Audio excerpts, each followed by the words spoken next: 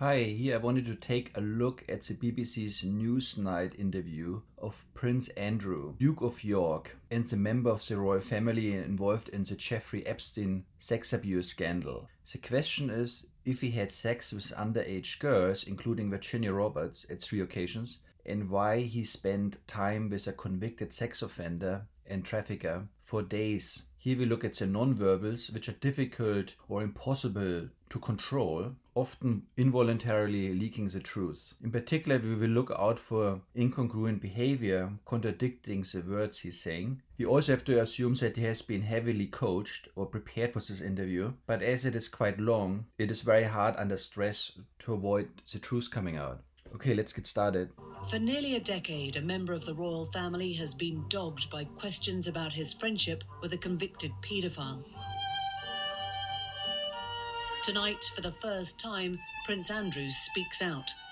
In a world I don't know, the beginning of this interview shows everything which is wrong about this case. Any other person suspected to have sex with an underage girl would have taken off the street while Prince Andrew is walking through the Buckingham Palace to give a leisurely interview.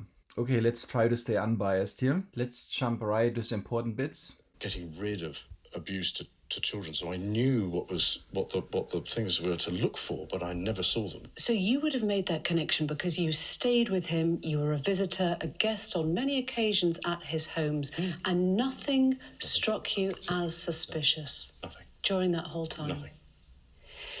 Just for the record, So it didn't show the beginning of the interview to save some time. That's of course very important to set a baseline. But what we saw here was very interesting. Let's back up again. And nothing struck you as suspicious? Nothing. During that whole time? Nothing.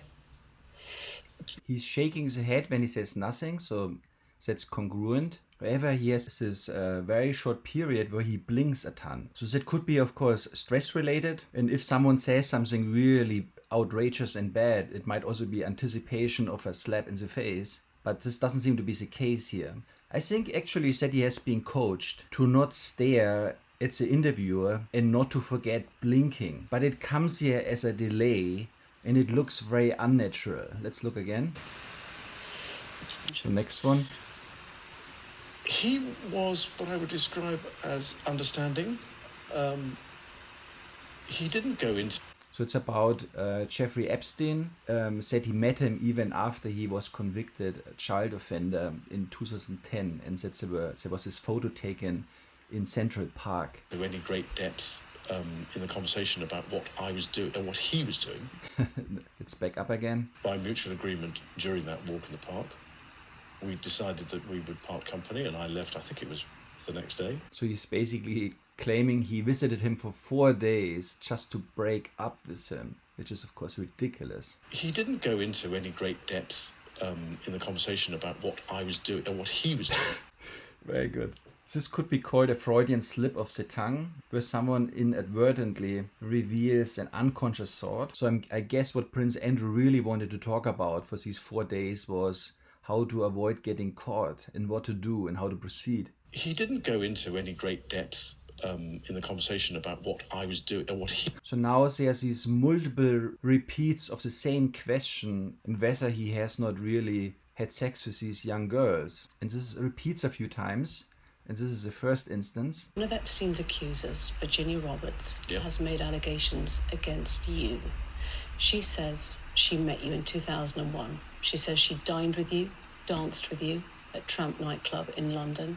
She went on to have sex with you in a house in Belgium. So we notice a number of things. So first of all, he's a little bit nodding. So internally, he seems to agree with what she's saying. But the main thing what we see immediately, his whole demeanor. He looks dreadful at this moment. Eyes are relatively wide open, so that's fear, there's worry on his face. He looks pale, sunken in. He looks very stressed. So here this is some unpleasant moment for him. What we also notice is that he has these very dull eyes. It feels like he internally went somewhere else. I think he did this as part of the preparation to avoid leaking anything. So here in his thoughts, he's somewhere else right now. Moravia, belonging to Ghislaine Maxwell, your friend. And he's not blinking really, so that looks very unnatural. And your response? I have no recollection of ever meeting this lady. None whatsoever. You don't remember meeting her? No. She says she met you in 2001. She dined with you. She danced with you. So now she's repeating the same questions again, and instead of being completely stoic and preoccupied with his thoughts, he's now giving in a little bit. Let's see it again. She says she met you in 2001. She dined with you. She danced with you. You bought her drinks. You were in Tramp nightclub in London. And she went on to have sex with you in a house in Belgravia belonging to Ghislaine Maxwell. So when she listed these accusations, at this moment he actually nodded in agreement. And now he of course is denying it, but it's incongruent behavior. So I think at this moment he let his guards down. The first time he was frozen, trying to avoid any leakage, and here he leaked it. Do you remember her? No. I have no recollection. Here again, the cluster of blinking is either stress related or he's reminding himself to shake his head when he's denying something and not to forget to blink. I'm convinced that I was never in trance with her. There are a number of things that are wrong with that story. So besides these behavioral slippages and leaks, the verbals are also completely messed up, his statements. So now he comes up with a number of reasons why this could not have happened the way she described. One of which is that I don't know where the bar is at Tramps. Poor guy, he doesn't know where the bar is. I don't drink. Oh, that's a good reason. What else? I don't think I've ever bought a drink in Tramps. Okay, wow, poor guy. Okay, you can feel sorry for him, I guess. Whenever I was there. Do you remember dancing at Tramp? No. That couldn't have happened because the date that is being suggested, I was at home with the children. That's of course also very much prepared. So the question is what he did almost 20 years ago on March 10th. And what did he do? You know that you were at home with the children. Was it a memorable night?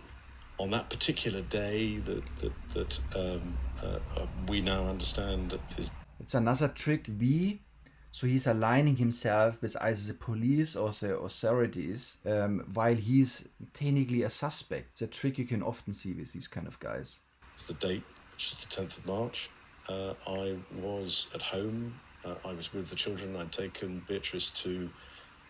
So no one remembers what one did 20 years ago. A Pizza Express in Woking for a party at I suppose sort of 4 or 5 in the afternoon.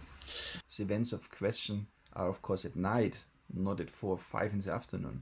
And then because the Duchess was away, we have a simple rule in the family that when one's away, the other one's there. That's so much rubbish. For instance, when he grew up, he had a governess, so he had someone looking after him. Now he pretends he's a poor little family where both have to work and they have to trade off, and it's in tight schedules and so on. They have a huge number of staff people who can look after the kids. I was on terminal leave at the time from the Royal Navy, so therefore I was at home. So therefore I was at home. So it's not like he claims he remembers, he's concluding it. He's Sherlock Holmes at this moment. Do you remember that so specifically? Why would you remember a Pizza Express birthday and being at home? Because going to Pizza Express in Woking is an unusual thing for me to do. Okay. Home on the 10th of March. Yeah. She was very specific about that night. She described dancing with you and you profusely sweating, and that she went on to have... So she repeats the same questions. Bath, possibly... There's a slight problem with... And he is now trying to find excuses. With the sweating, because I have a peculiar medical condition, which is that I don't sweat, or I didn't sweat at the time, and that was...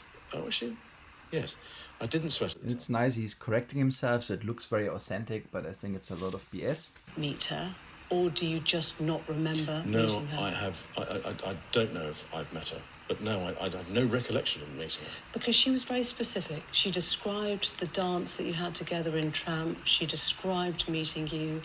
She was a 17-year-old girl meeting a senior member of the royal family. Never happened.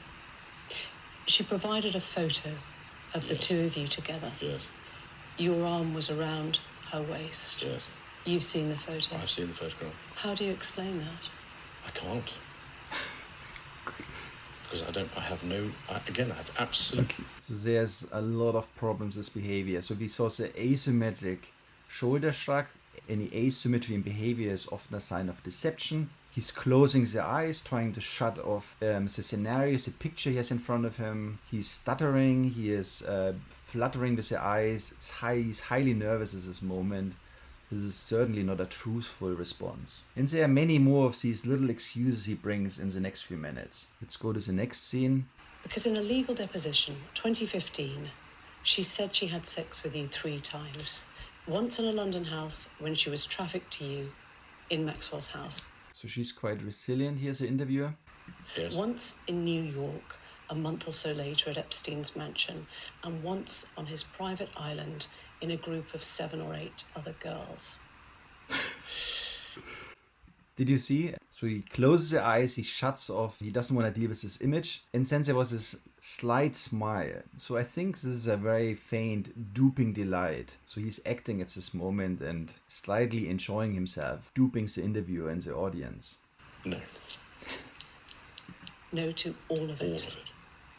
Absolutely no to all of it. Why would she be saying those things? We wonder exactly the same. So we again. He's aligned with the good people. But I have no idea. I have absolutely no idea. She made these claims in a US deposition. Mm-hmm. Are you saying you don't believe her? She's lying. Oops. That's a yes or no question. And what is he doing? That's a very difficult thing to answer because I'm not in a position to know what she's trying to... Well, the question was what he is thinking about it, and that's an easy question technically. So if Virginia Roberts is watching this interview, what is your message to her? I don't have a message for her. Because... Blinking, stressful. I have to have a thick skin. If somebody's going to make those sorts of allegations, then... They're very stressed, very worried at this moment, and there was this shoulder shrug again. There were hundreds of underage girls in Buckingham Palace, God. wouldn't you? But you would notice if there were hundreds of underage girls in Jeffrey's house. Wasn't there? Not when I was there. Now, he may have changed his behaviour patterns in order for that not to be obvious to me. Good explanation. There is an active FBI investigation now. Would you be willing to provide that? Again, I'm bound by what my legal advice is. So here he is misspeaking a lot, he's stuttering. Again, it's very stressful. He's backed in a corner. Whenever he talks about his legal advisors, he's stuttering like that. He's basically saying, yes, he would agree to it, but, in reality, he doesn't want to do it at all. Advisors tell me. Epstein was found dead. Yep. In prison. Yes. In August of this year. Yep. What was your... Interesting. So now he's pursing his lips. It's a sign of concealed anger, or he doesn't like what she's talking about. So he's trying to distance himself from this topic. He doesn't like this topic at all. So he's not nervous right now. He's distancing himself. response on hearing that he'd died? Shock. Some people think that he didn't. So that was quite honest, a quick answer. There was no confusion. Well done. So he doesn't seem to have known anything about it, or, it was slightly suspicious, his death. Take his own life. Well, there again, I'm not one to be able to answer that question. So I think this is truthful. I mean, he doesn't know what to say about that. He doesn't know anything. I believe that centers around something to do with a bone in his neck. Oh man, he's playing dumb all the time. Amazing. But I'm sure his advisors and his legal teams told him every detail about this case. So you see this also a lot with these cases where people try to get away with stuff. Playing dumb. He's just acting at this moment. By then being arrested and was facing charges of sex trafficking. No. This was early spring, I think. It was long, because when was he arrested? July. Playing again dumb. Funny. No, it was before July. And that was the last time? Yeah, because Did you discuss Epstein at all then? No, actually, funnily enough, no, not It is funny. at all. Epstein is dead.